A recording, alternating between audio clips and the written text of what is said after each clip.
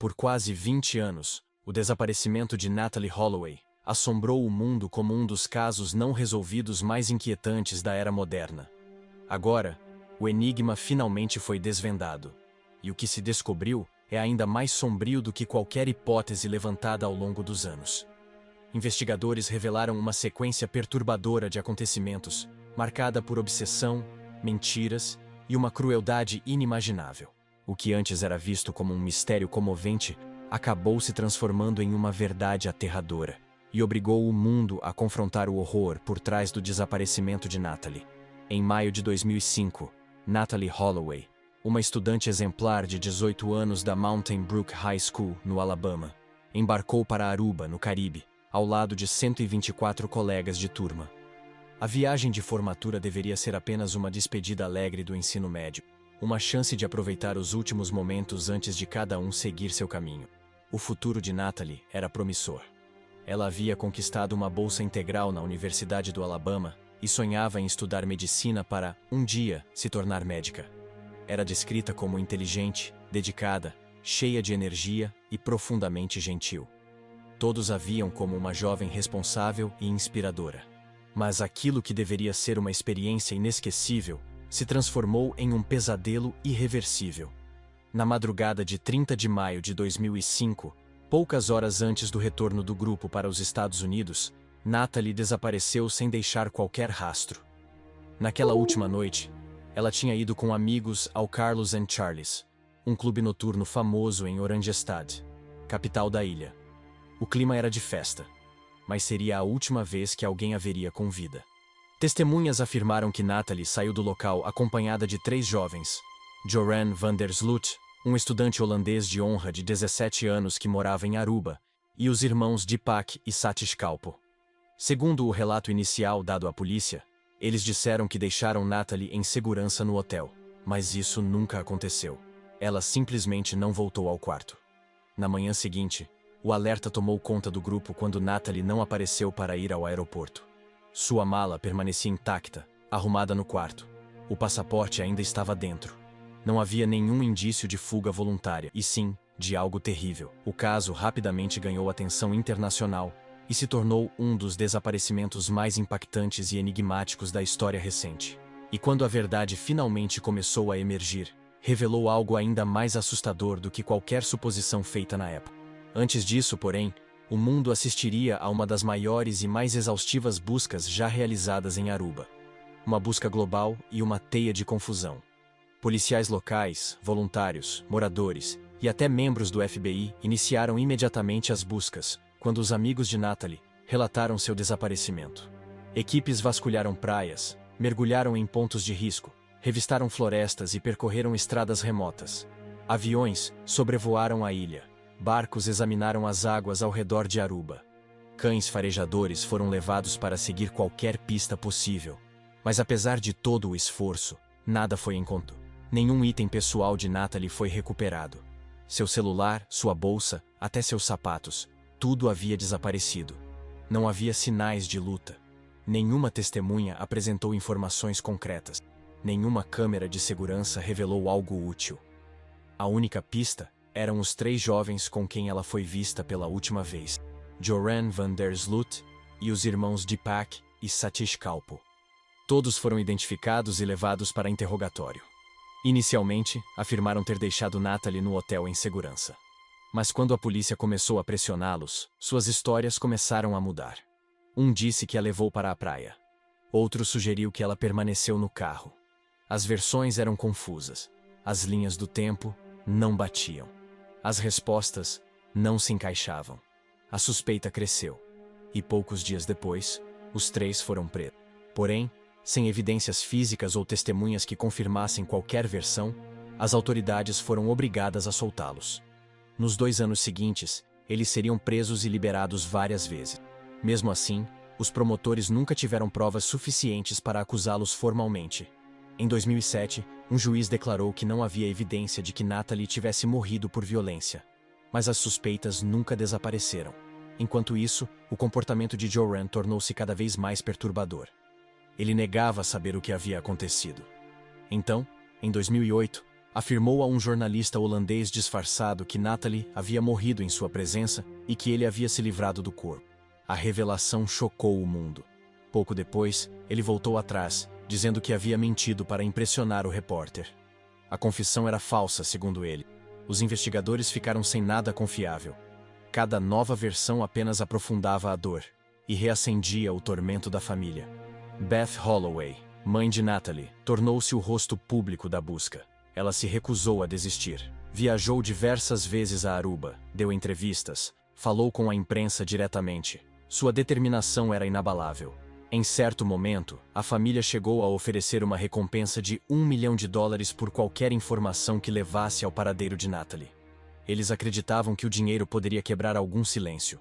Mas nenhuma nova pista surgiu. Com o passar do tempo, a investigação perdeu força. Nenhum corpo foi encontrado. Não havia evidência forense. O caso parou por completo. As autoridades não tinham nada concreto. E a família Holloway não tinha encerramento. Ficaram presos a um ciclo de dor e perguntas sem resposta. A angústia de não saber tornou-se insuportável. A esperança parecia não levar a lugar algum. E, como a família descobriria anos depois, a verdade por trás do que aconteceu a Natalie era ainda mais perturbadora do que imaginavam. Enquanto os investigadores não conseguiam provas sólidas, o silêncio foi rapidamente preenchido por especulações. Teorias, suspeitas e uma década de dúvidas começaram a se espalhar.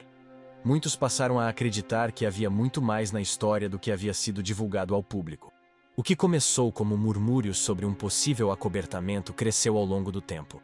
As suspeitas recaíram sobre as autoridades de Aruba, especialmente sobre o pai de Joran, que atuava como juiz na ilha naquele período.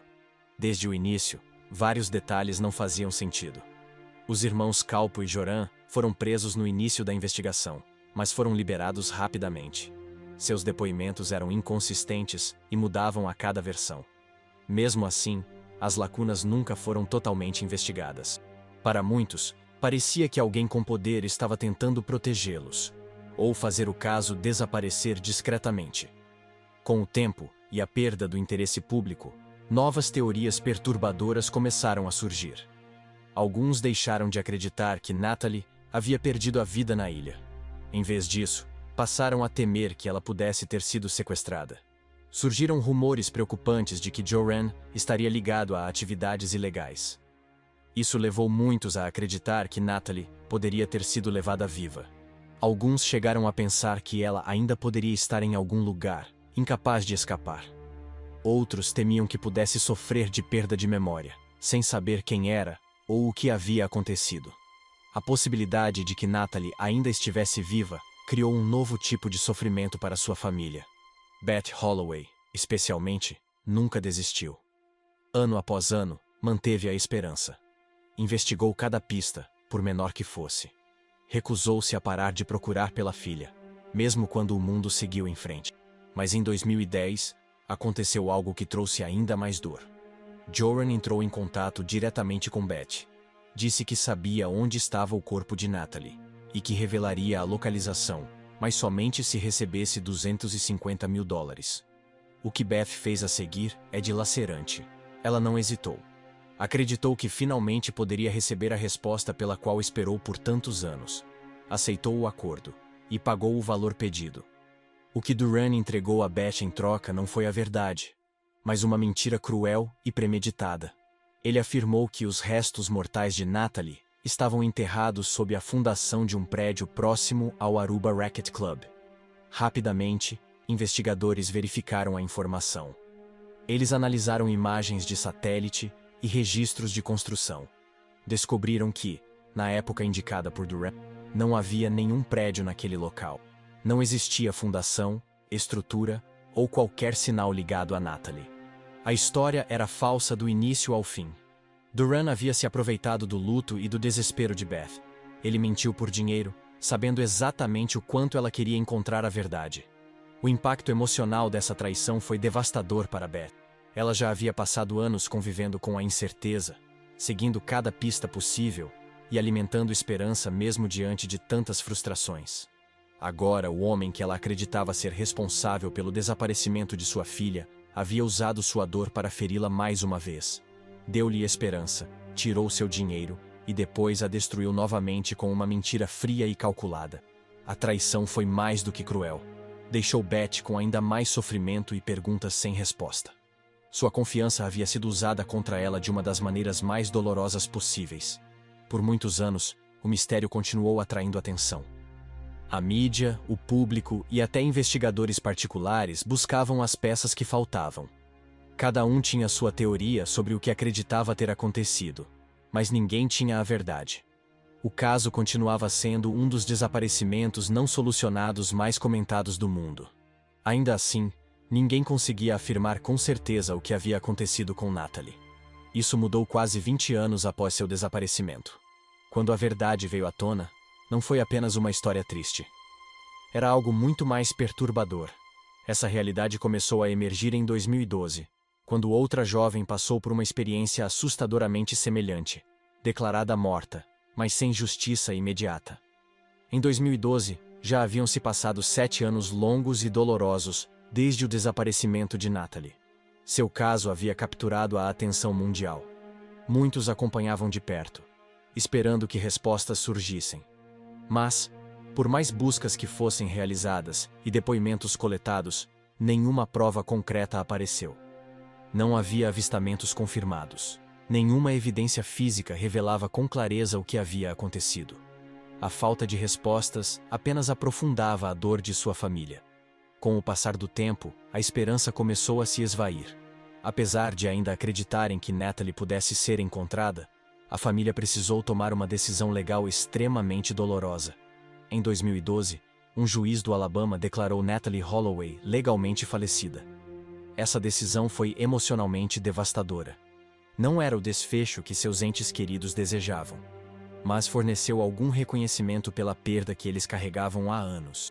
A decisão não trouxe respostas. Apenas confirmou o medo que a família nutria desde o início. Para Beth Holloway, declarar a filha morta foi como perder oficialmente a esperança que a sustentara por tanto tempo. E então, algo extremamente perturbador aconteceu. Em 30 de maio de 2010, exatamente 5 anos após o desaparecimento de Natalie, uma jovem chamada Stephanie Flores foi encontrada sem vida em um quarto de hotel em Lima, no Peru. Ela tinha 21 anos, era universitária e tinha todo o futuro pela frente. Os investigadores logo descobriram que ela havia estado com Joran Vandersloot, o mesmo principal suspeito do caso de Natalie. Stephanie e Joran se conheceram em um cassino local e depois foram para o quarto dele. Mais tarde, veio à tona que Stephanie teria encontrado arquivos no laptop de Joran relacionados ao desaparecimento de Natalie. Essa descoberta pode ter desencadeado uma reação violenta. Stephanie sofreu ferimentos fatais no quarto do hotel. Após o ataque, Joran fugiu do Peru, tentando escapar para o Chile, mas foi rapidamente capturado e preso. Desta vez, não havia dúvida. As evidências apontavam diretamente para ele. Ao contrário do caso de Natalie, agora havia provas, e elas não podiam ser negadas. Em 2012, Joran foi condenado a 28 anos de prisão no Peru pela morte de Stephanie. A sentença representou um momento de justiça, mas não apagou a dor. Em 2021, ele recebeu mais 18 anos por tráfico de cocaína dentro da prisão onde cumpria a pena. No entanto, a legislação peruana limita a pena máxima total a 35 anos, a menos que o crime resulte em prisão perpétua. Com base no resultado atual, Joran está previsto para ser libertado por volta de 10 de junho de 2045, caso nenhuma medida legal estenda sua pena. A condenação de Joran pela morte de Stephanie renovou o foco sobre o caso de Natalie. Para a família, aquilo confirmou seus maiores temores. Muitos acreditavam que as ações de Joran no Peru refletiam o que poderia ter acontecido com Natalie. A tragédia de Stephanie reacendeu uma pergunta ainda mais dolorosa. Teria Natalie passado pelo mesmo? As semelhanças eram perturbadoras demais para serem ignoradas. Beth Holloway e seus apoiadores passaram a acreditar com ainda mais convicção que o desaparecimento de Natalie não havia sido um acidente, mas obra de alguém extremamente perigoso. A condenação de Joran também reforçou a esperança de que o caso de Stephanie finalmente pudesse levar a respostas sobre Natalie.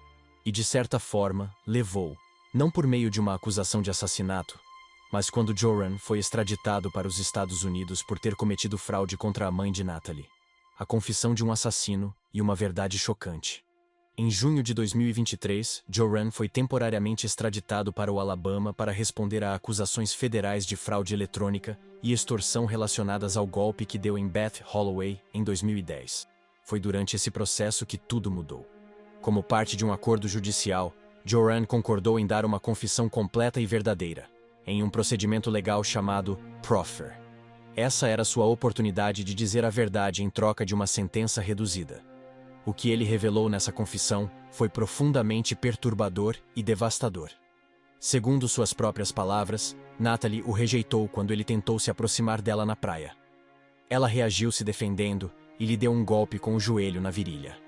Em retaliação, ele admitiu ter dado um chute com toda a força no rosto dela, fazendo-a perder a consciência. Em seguida, em um ato de crueldade extrema, pegou um bloco de concreto que estava por perto e o usou para golpeá-la na cabeça até que ela parasse de se mover.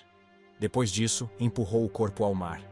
Joran disse aos promotores que quando tudo terminou, simplesmente foi embora. Em suas palavras, "Então eu saio. Eu caminho para casa." Ele relatou tudo com impressionante frieza, sem demonstrar qualquer emoção ou arrependimento.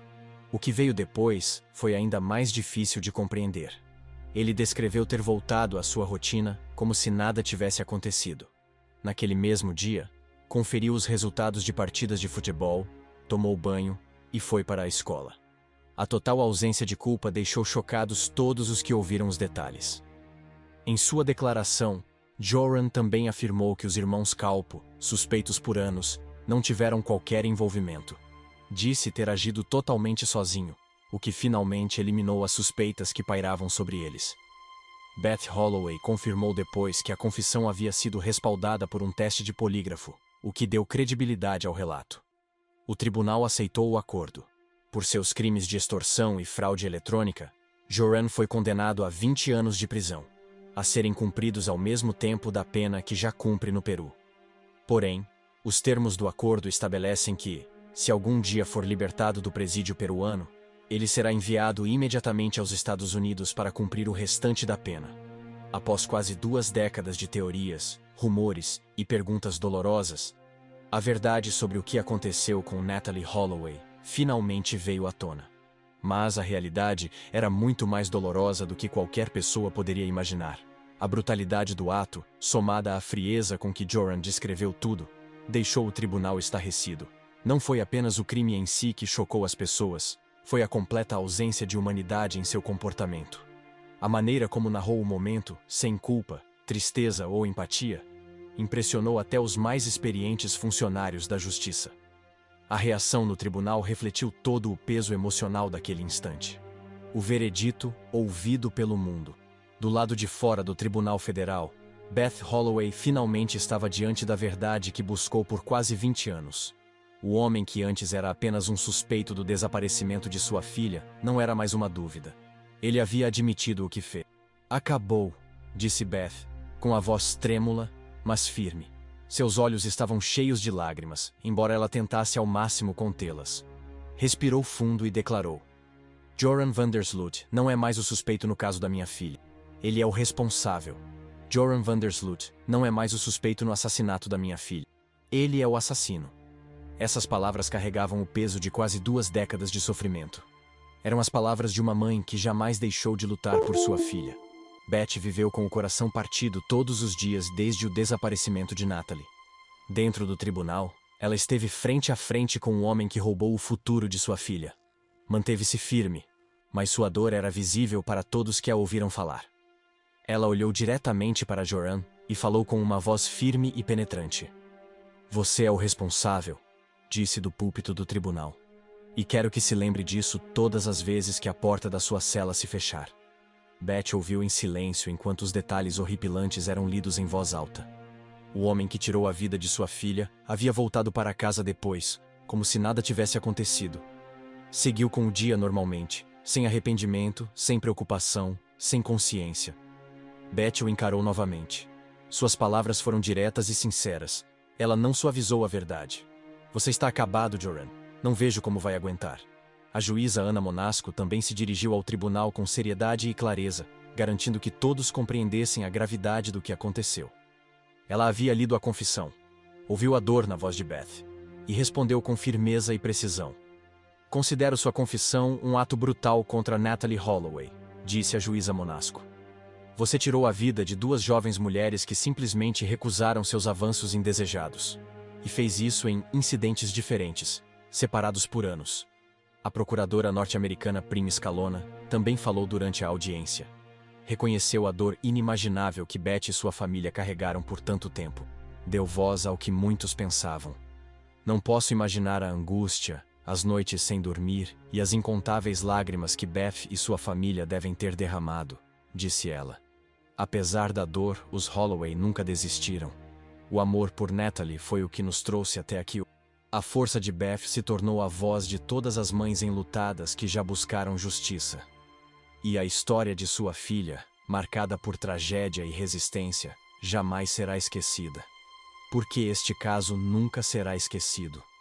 O assassinato de Natalie Holloway ficará marcado para sempre na memória coletiva dos Estados Unidos. Não apenas por seu desfecho trágico, mas pelo longo e exaustivo caminho até a verdade. Durante quase 20 anos, o nome de Natalie foi sinônimo de perguntas sem resposta. A atenção da mídia, as pistas falsas, as confissões e retratações criaram um nevoeiro de confusão. Seu caso inspirou documentários, livros e debates públicos incessantes. Também revelou falhas na cooperação internacional, aprofundou a desconfiança nas autoridades de Aruba e mostrou como pessoas poderosas, ou seus filhos, pareciam escapar das consequências por seus atos. O que tornou tudo ainda pior foi que o responsável brincou por anos com a memória de Natalie, com a dor de sua família e com a curiosidade do público. Duran explorou essa tragédia por dinheiro. Tirou a vida de outra mulher. E durante todo esse tempo, observou o mundo implorar por respostas que ele já tinha. Mesmo agora, com o mistério finalmente resolvido, o corpo de Natalie nunca foi encontrado. Não houve funeral. Não há um túmulo para visitar. Apenas lembranças. E a dor incandescente do que poderia ter sido. Ela teria realizado todos os seus sonhos, disse Beth Holloway no tribunal. Penso na médica que ela se tornaria. Hoje, Beth afirma que quer se concentrar na vida de seu filho. Agora posso apreciar a vida dela através da vida do meu filho, disse. E eu realmente não tinha conseguido fazer isso. Estava um pouco distraída. Porque, mesmo que o caso de Natalie tenha sido resolvido, a forma como isso aconteceu, com extorsão, uma confissão ligada a outro crime e décadas depois dos fatos, tornou tudo ainda mais perturbador do que qualquer pessoa poderia imaginar. A verdade, quando finalmente veio, era muito pior do que pensávamos. O que você acha da história de Natalie? Sinta-se à vontade para compartilhar sua opinião na seção de comentários. Obrigado por assistir. Nos vemos no próximo vídeo.